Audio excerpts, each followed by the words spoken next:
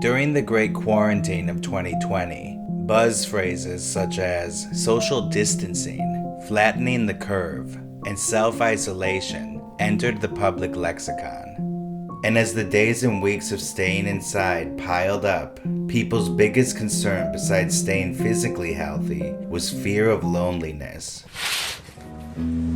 Lonely,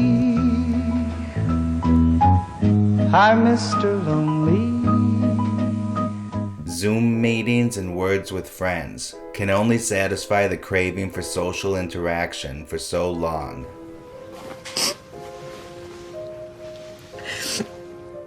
In worst case scenarios, being alone for prolonged periods of time can lead to depression, depravity, and paranoia. You order pizza?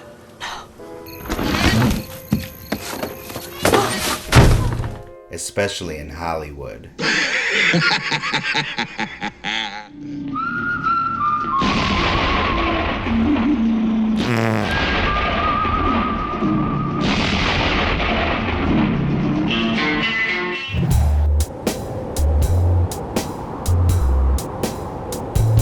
Yo, I'm Alejandro with Hollywood Vulture. This is the good, the bad, the underrated isolation movies. Today we'll be taking a deep dive into movies about loneliness and solitude, with a keeper, a stinker, and a sleeper. Welcome to my quarantine. You know, I'm a bit stir crazy myself after months of confinement. I've been bored.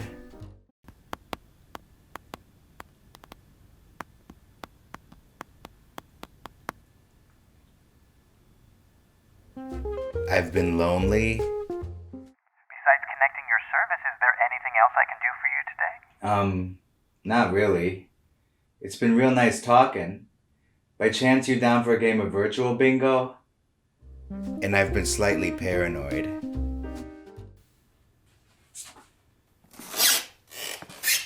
Hello? Anybody there? Movies about isolation are oddly comforting right now, and relatable. It's kinda like when you're depressed and you put on an Elliott Smith record to cheer up. Listen to Elliott Smith. No! Feel what he's feeling. So without further ado, let's dive right in.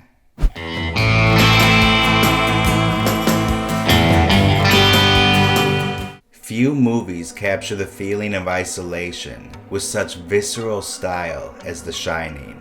It's come to represent the ultimate example of cinematic cabin fever, particularly in two iconic scenes.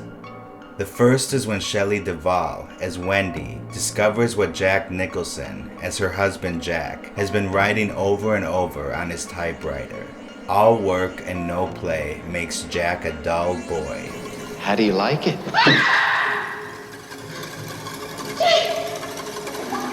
The other scene, of course, is when Jack, full-blown nutty, breaks down the bathroom door with an axe. Here's Johnny! Both scenes are so recognizable that they're parodied often. Same refreshing taste as the original. But without any of the sugar!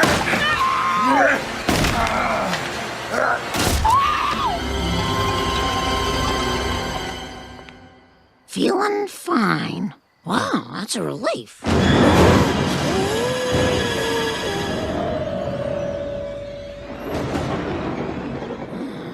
This is less encouraging.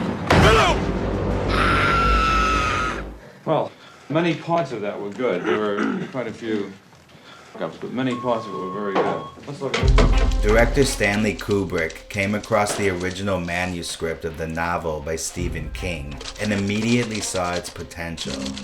As he recalled, "I thought it was one of the most ingenious and exciting stories of the genre I had read. It seemed to strike an extraordinary balance between the psychological and the supernatural." Much to King's dislike, the plot took a back seat and the movie version was produced through Kubrick's unique lens. It might be better to just play it as a medium shot with the situation.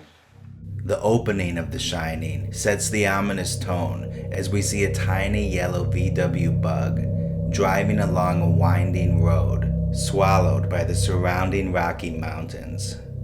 Inside the car is Jack Torrance, a struggling writer, with struggling in bold. He's on his way to be interviewed for the position of winter caretaker at the Overlook Hotel. The winters can be fantastically cruel. The basic idea is to cope with the very costly damage and depreciation which can occur. Well, that sounds fine to me. Jack does end up getting the job, which he views as a good opportunity to make some money and get some writing done too. This even despite a warning about the man who previously held this position. At some point during the winter, he must have suffered some kind of a complete mental breakdown. He ran amok and killed his family with an axe. That's strange, sir. I don't have any recollection of that at all. Nope, doesn't bother Jack one bit. The only person worried is his son Danny. Do you really want to go and live in that hotel for the winter? Sure I do. It'll be lots of fun. He has a scary premonition involving a cascade of blood.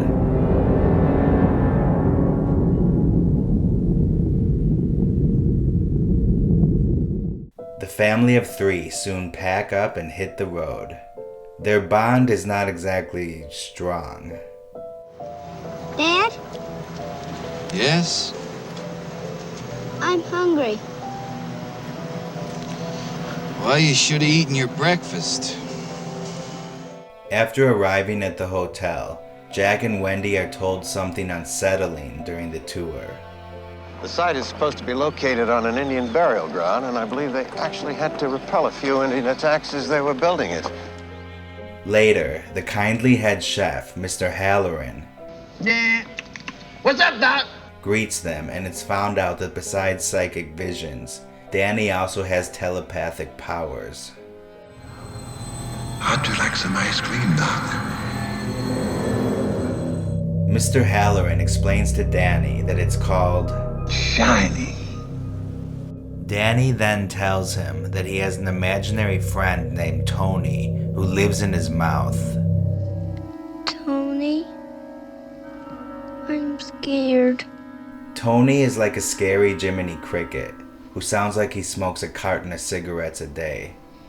It's just like pictures in a book, Danny. It isn't real. The Torrance family settles in. Danny entertains himself by riding around the hotel in endless circles, while Kubrick follows him with a Steadicam. And Wendy cheerfully serves Jack breakfast in bed. Good morning, hon. But not much time later, things take a turn for the sinister. Wendy makes the mistake of offering Jack a sandwich. Wendy, let me explain something to you. Whenever you come in here and interrupt me, you're breaking my concentration. You're distracting me, and it will then take me time to get back to where I was. The weather also takes a turn. Heavy snowfall cuts the power lines. I think it might be a good idea if you leave your radio on all the time now. Over? Okay, we'll do that. It was real nice talking to you. Jack's writer's block gets worse, and so does his mood, to put it lightly.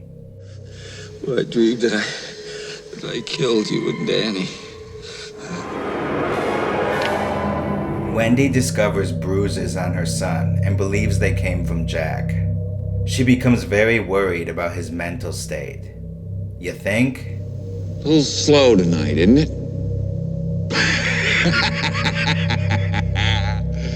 And Danny is clearly not doing too well either. Red rum! Red rum! Red rum! Stop it! Red rum! Not well at all. Mr. Halloran, what is in room 237? There ain't nothing in room 237. So stay out. Naturally, Danny ignores the pragmatic advice of Mr. Halloran. Jack moseys on down to the ballroom for a drink where he meets a ghostly bartender. How's my credit in this joint, anyway? Your credit's fine, Mr. Torrance. That's swell. Danny tells Wendy that a crazy woman attacked him in room 237. When Jack investigates, he sees her too, but lies about it. Did you find anything? No, nothing at all. I didn't see one goddamn thing. Jack then returns to the ballroom, which is now fully populated with other ghostly patrons and staff. Oh dear, I'm so sorry, sir. Jack's mental state further deteriorates as he converses with Grady the waiter in the men's room. Weren't you once the caretaker here? Why, no, sir. Jack believes this is the man who murdered his family. I recognize you. Possibly in and around room 237, but that's a whole nother can of worms. Grady then tells Jack that it's now his turn to carry the murderous baton. Your son has a very great talent, and he is attempting to use that very talent against your will. Wendy decides enough is enough and that leaving the hotel is the only option left. I think we have to get Danny out of here. Jack doesn't take her concern very well. Are you out of your fucking mind? After she discovers his writing had been a ruse, he reacts with rage and violence. I said, I'm not gonna hurt you. I'm just gonna bash your brains in. Red rum! Red rum! Red rum!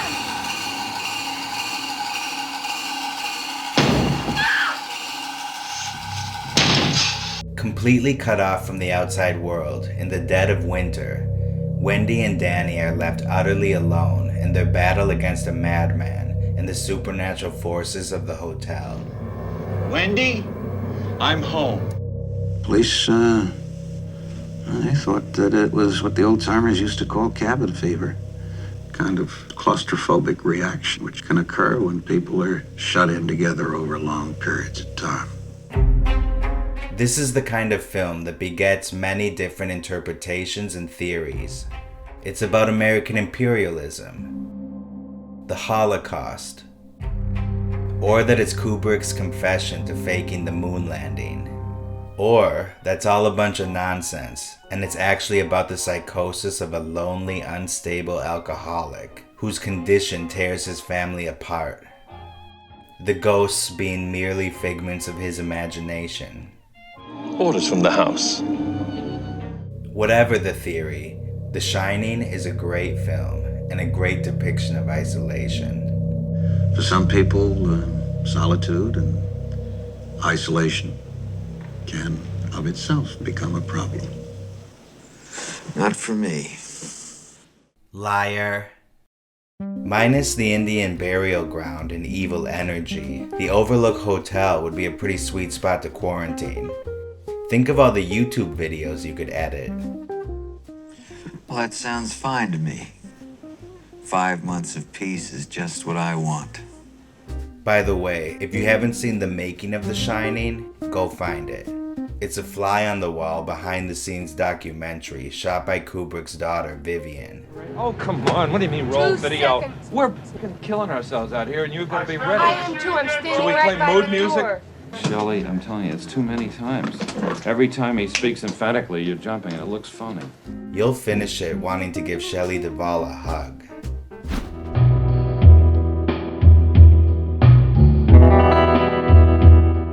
Roland Joffe is an English producer-director with a distinguished filmography. Among his credits are The Killing Fields, starring Sam Waterston, The Mission, starring Robert De Niro, Fat Man and Little Boy, starring Paul Newman, and Captivity, starring Alicia Cuthbert. Okay, mostly distinguished filmography. Joffe once stated, "Each movie is a chance to do something different and interesting." Captivity is both of those things. Different in the sense that it's not a politically charged, high-minded drama, And interesting, because it's derivative torture porn trash that fails on almost every level. You know what? Kill me! Go already! Do it! Fuck you! I don't like to be captured. I just like playing women that go through things. You know, there's not very many movies that are written for women that are deep and heavy, and you know, you gotta look for them, you know, and they happen to be these ones. Really? 2007 was the height of torture porn, the subgenre of horror movies where everyday Janes and Joes are thrown into scenarios that involve brutal, sadistic violence and cruel psychological torment. The bloodier the merrier.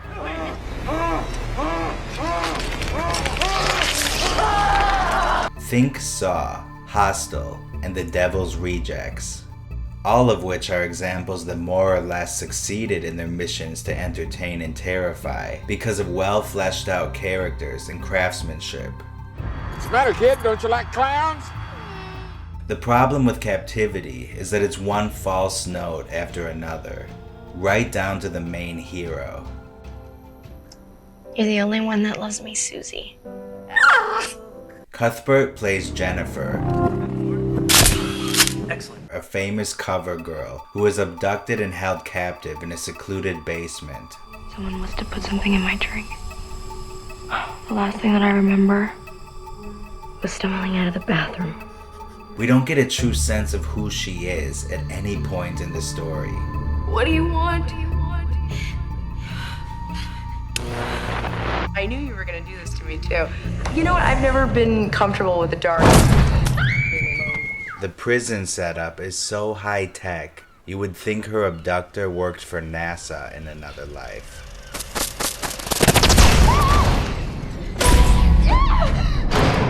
Once the gravity of the situation sinks in, Jennifer goes on a screaming rampage. Where am I? She sets out to throw, break, and knock over anything in her sight. This leads to punishment. And then more punishment. And then even more punishment.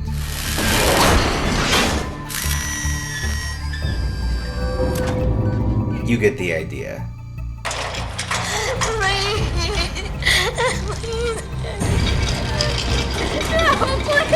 I'm sorry. Captivity is a bottom-feeding Saw ripoff that relies on gore alone to shock the audience. And it fails. Not for lack of trying, though. In one scene, various body parts, including an earlobe and a finger, are blended into a Bloody Mary-like shake and force-fed to Jennifer through a funnel. Gross? Yes. But it looks fake. Not that it matters. Fuck you! Later on, we're also treated to a scene in which she's forced to blow her adorable dog to smithereens.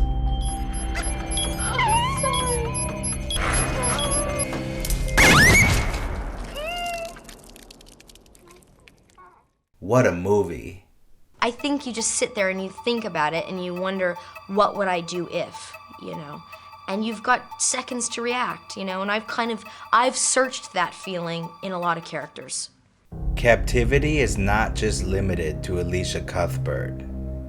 A fellow prisoner shows up who also happens to look like a model. And they comfort each other.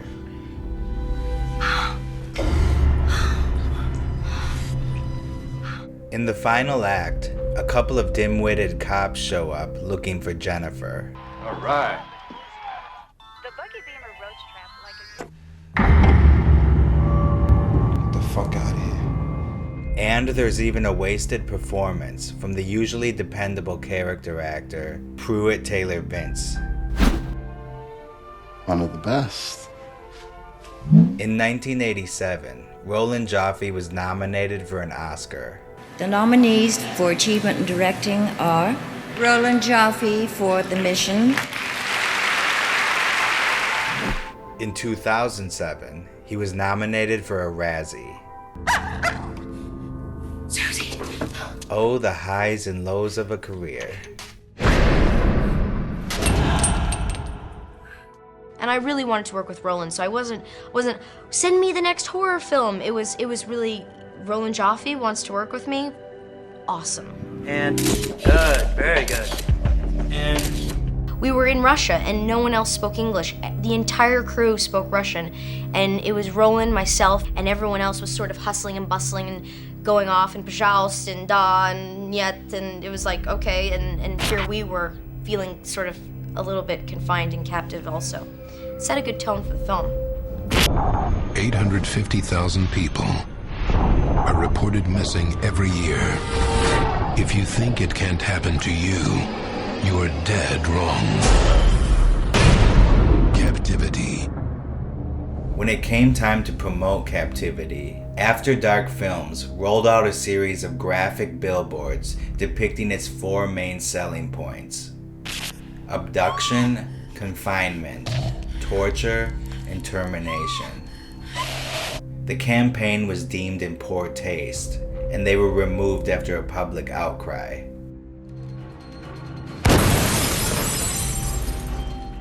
I'll say this much, the campaign certainly captured the movie. Somewhere in an alternate universe, Captivity was as popular as the Saw franchise, spawning such sequels as Captivity in Space and Captivity in the Hood.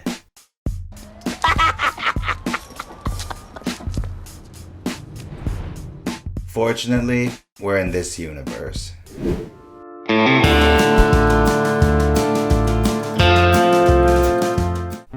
Bug is based on a play by Tracy Letts, a veteran of Chicago's Steppenwolf Theater. Bug is the story of a lonely waitress who befriends and then falls in love with a drifter. It's a love story. You know, Bug is a play that has primarily been done in really small spaces, normally done in theaters 100 seats or fewer. It takes place almost entirely inside a seedy motel in Oklahoma. Ashley Judd stars as Agnes, a lonely woman brimming with unease and regret. Hello?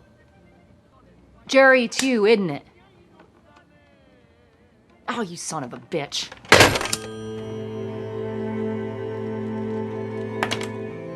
She has reason to be depressed.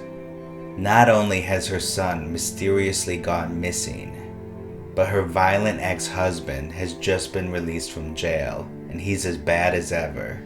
I'd get another fucking court order if I thought it'd do any Oh, you good. shouldn't have done that. You knocked my door down. You wouldn't open it. I don't have to. You tried to kill me. That was a rough one, yeah. I was bad to drink back then. Oh, back before you found God? Agnes is a waitress at a lesbian bar where she works with her best friend, RC. Oh, she come over more. You're forgetting about my significant trouble at home? Bring her. Oh, she's way too touchy about this custody thing. They love to party. Look at you, you're such a horn dog. One night, a mild-mannered ex-soldier turned drifter named Peter joins them. You're very beautiful. What is going on over there? Huh? I said you're very It sounds beautiful. like the end of the world. He's played by Michael Shannon, who originated the role on stage. Are you sure you don't want to drink? People who don't drink make me nervous. Yeah, I make people nervous anyway. Why's that? Because I pick up on things, I think. That makes people uncomfortable.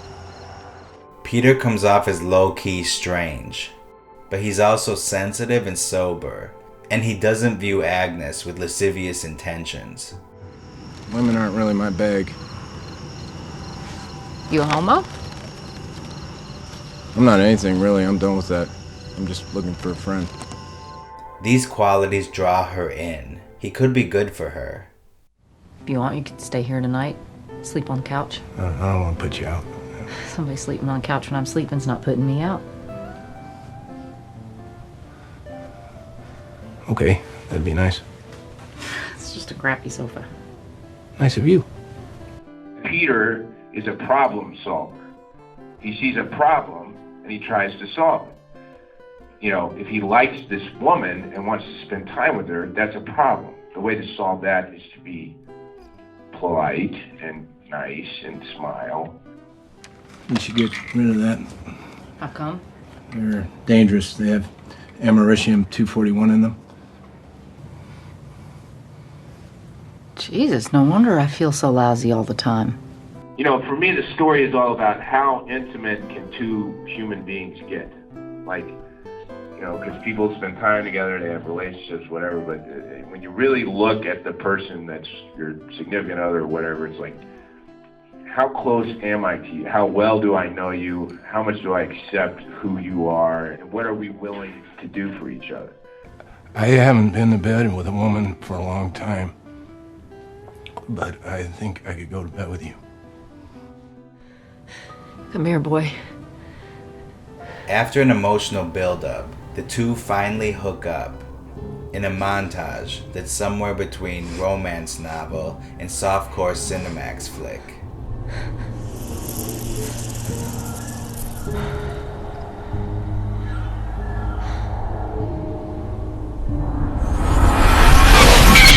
Feeling ever more comfortable around each other, Peter reveals more of himself. Got people after me, that's all. Oh, you've just got people after you. Well, who? I don't want to drag you into it. Drag me into what? Agnes, please. Drag me into I'm not comfortable telling you. He warns Agnes of a bug infestation in the motel room. Bugs that were planted by government workers. The same men who experimented on him during his time in the military. Can you see it? What? You see the bug? Yeah. Can you Agnes? tell what it's doing? Agnes. No, It's feeding. Feeding on what? My blood. It's feeding off my blood. Sounds like an over-the-top conspiracy theory, but Agnes is desperate for human connection. She cares for Peter a lot and wants to help him. Why are you doing this? Why are you doing it? Peter, let's leave. I can't take it. We can't. They're watching. But it seems if they knew where he was, they'd just grab you. They're playing with me.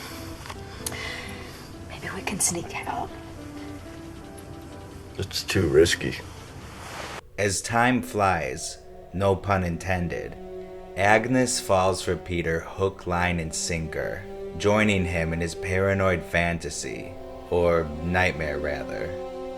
Stop it! Stop it! The facts in my tooth. God, it's not possible that I had this tooth filled at the base. The sadistic sons of bitches put an insect egg sac under the filling. Their world becomes smaller and smaller, and they eventually isolate themselves completely. The motel room morphs into an aluminum-covered hell with fly traps as they reach the point of no return. They need a chip that will self-perpetuate, that will spread like a virus, that people can pass to each other, to everyone. They got it! Oh, you mean the bugs? They got the bugs. A living, breathing organism. Both Ashley Judd and Michael Shannon play their roles with terrifying intensity and convincing psychosis. I am the super mother bug. I am the super mother bug. Oh my God. We made them. Playwright Tracy Letts, who adapted the screenplay as well, defines their relationship as Filet du. I may be mispronouncing it, but it's a psychological term that means the madness of two. It's when one person literally catches another person's psychosis, which also seemed to me kind of like love. Seems all we ever talk about is bugs. I guess I'd rather talk with you about bugs than nothing with nobody. a criticism that often plagues movies based on plays is that they are limited location-wise and rely too heavily on dialogue. Look, I've got some people after me, that's all. Who's after you? It's a long story. Director William Friedkin, in top form here, wisely ignores that criticism and keeps the claustrophobic one-room setting. For a story about a couple of shut-ins succumbing to obsession and insanity, it's an effective choice. You have to listen to me. You have to. Because you don't know the fucking enormity of what we're dealing with.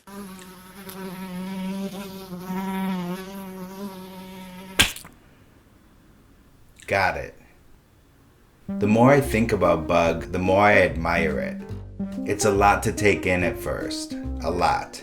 But the performances stick with you, taking you on a roller coaster ride into pure madness. How those two didn't receive Oscar nominations is beyond comprehension. Now that's madness. Well, that's it. Thanks for watching. This has been The Good, the Bad, the Underrated. Be sure and check out the companion video, 10 Isolation Movies in 5 minutes. I'm Alejandro. Fade out.